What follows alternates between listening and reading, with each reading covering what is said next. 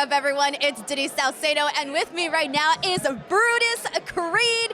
Brutus, it is so nice to have you out here. All right, so I want to start off with the Brutus Ball. I mean, that is just freaking nuts, man. Tell us about the idea of how the Brutus Ball came to be. Okay, so I was at the Performance Center working on my stuff, working on my craft. We were working on dives, and I said, what about this, jokingly? Hit a cannonball off, and they all laughed. I said, all right, maybe.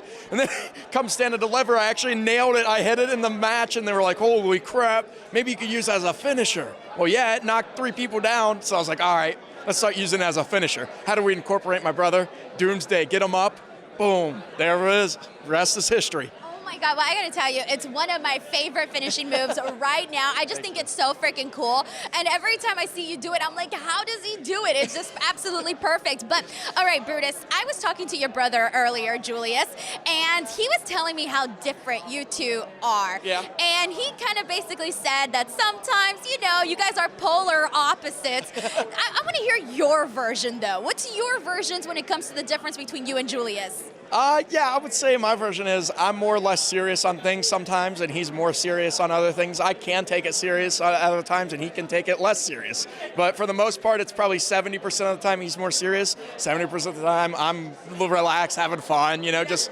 loving and vibing. And then other times I know when to take it serious, and that's pretty much the dynamic and who we are. I love it, though. I feel like you guys balance each other out very nicely. What has it been like for you to go from NXT to RAW in this like 3-year time period, and to really see you guys just like, man, you guys are such an awesome tag team.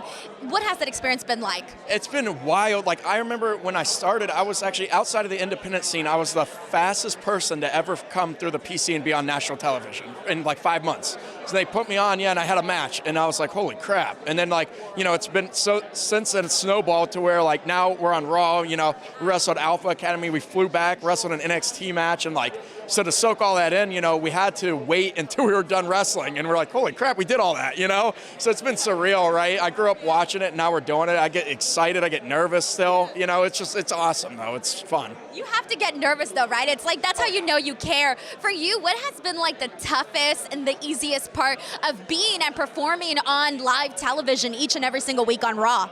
I feel like I'm getting more comfortable. I feel like I'm starting to come together now and be who I was in NXT at the very end of our run. And so I would say that's like huge, right? Performing in front of people, it's starting to feel natural. It's starting to feel like I belong. And that's exactly what I wanted, you know, is to feel like I belong. And like, now I can finally say like, dang, I'm on RAW, like, and I belong, you know? So, it's a great thing. It's such a great feeling. I understand why some people take years and years to retire. Like, I don't want to retire anywhere anytime soon. No, not thinking it yet. Hell no, man. You guys got so much to do. Brutus, you know, when you're talking about, we're going into the Royal Rumble, and part of the Royal Rumble is this massive media event. Correct me if I'm wrong, but this is one of the first times that you and Julius are out here doing media. What has that experience been like? Hectic. Chaotic. I haven't eaten yet, but I still enjoy it. It's my first time being in, like, by the Royal Rumble and everything. It's awesome, though. I enjoy it. You know, it's part of the job. And honestly, if this is what I get paid to do, I'll do it gladly. And like, side note for all the viewers watching, like, I spotted you, Brutus, and you were kind of by like the food area, and I was like, I'm gonna call him because I want to interview him, but then I'm thinking he's already done so many interviews, I'm gonna give him a break. But then you came up to me and I was like, all right, let's go. And it just showed me like how ready you are to just like go out there and do this, you know? Yeah. You know, I'm starting to come more comfortable. I'm always nervous. I'm always, you know, but at the end of the day, you know, I know that I got to do it, you know? So I'm like, all right, let's do it. So here's the thing, you and your brother are both like incredible athletes, man. You guys bring the power, you bring the agility, you name it, you bring it. For you, Brutus, what are some pre and post-fight rituals or routines? How do you prepare for your matches? Yeah. And then afterwards, you know, how do you celebrate them? So I'd say like before the match, I'm always kind of stretching and getting like a little warm up in. I pray every time I go out there. And so after that, that's pretty much it. I go out there, I perform. Depending on how my performance was is how I'm going to celebrate. Are you really hard on yourself? Yes, very.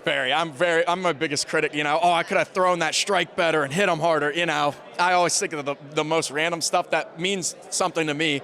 But it depends. Like, if I had a good match, maybe I'd treat myself to some, like, fast food, you know?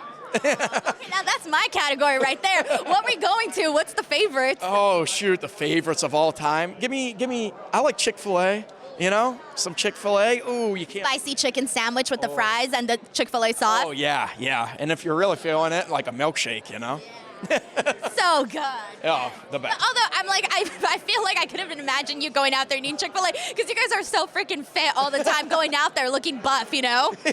No, I like my fast food. I just saw a Big Mac's coming to McDonald's with like triple the patties. It's like, it looks like a heart stopper, but I don't know. I'm gonna have to give it a try. I love it.